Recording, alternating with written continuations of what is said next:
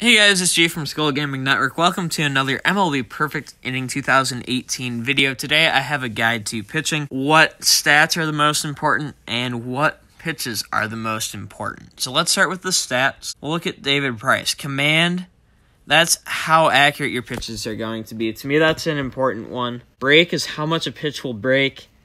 That's kind of important. And stuff is how hard your pitches will be hit.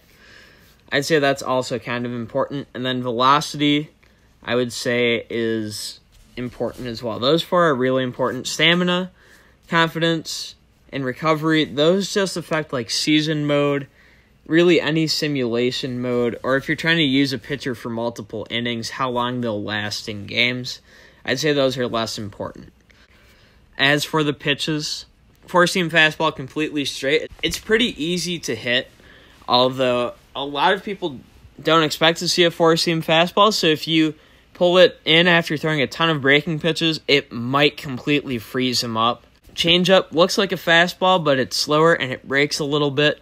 So if you're throwing a lot of fast stuff and you throw a changeup, it works really well. Then two-seam fastball, it's another fastball, but it breaks opposite of the hand. So if you're a righty, it breaks... Well, I guess it breaks the direction of your arm. So if you're a righty, it breaks to the right on your screen as the pitcher. A lefty, it breaks to the left on the screen.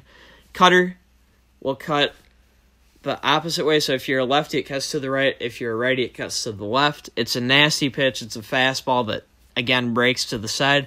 Slider is like a cutter, but it breaks more, and it's a little bit slower.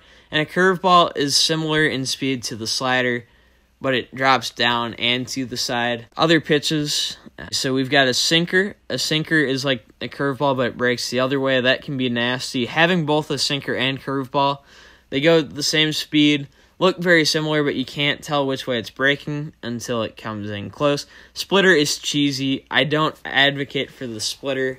I only throw splitters when someone else throws it before me, so a splitter is a nasty pitch. But if you use the splitter, I definitely am judging you on the inside. Other pitches to know about, there's the K curve. It's a knuckle curve. It's a slightly different variation of the curve. It used to be OP. I don't think it's too bad now. There's the screwball. Only one pitcher has it, Hector Santiago. If you use the screwball in this game, no respect for you. You can see there's only one on the market right now. Only one Hector Santiago because that screwball is so nasty. Yeah, if you face a screwball, I don't know what to say. Like, it's GG's, game over. We'll go to Dylan Betances just to show what the K curve looks like. Fills the curveball slot. Oh, there's the knuckleball. The knuckleball, it's pretty soft. The only thing is it doesn't seem to predictably break all the time. So, like an R.A. Dickey. It's slow. It doesn't break much. You can tee off on it, but it might break unpredictably. That's the only caveat there. I think I nailed the pitches. So, if you're wondering which ones are the best, curveball and sinker are definitely nasty ones. If you pair a curveball and a slider together, that can be really nasty because you can throw a curveball that drops out of the zone, convince the person you're going to throw it below the zone again, but use that slider, which is the same speed, but will only break sideways, not down, and paint that bottom part of the zone for a strikeout.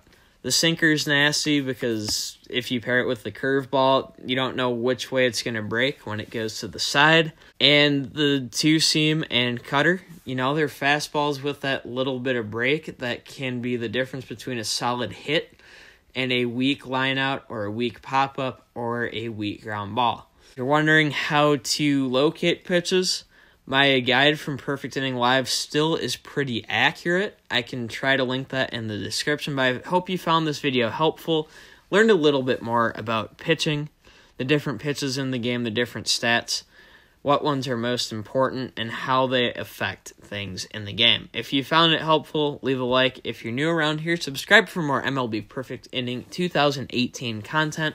If you still have questions about pitching, ask me in the comments and I will answer them the best I can, but I tried to answer as many of the questions I could think of off the top of my head. Guys, MG from Skull Gaming Network, thank you so much for watching, and until next time, and as always, peace out.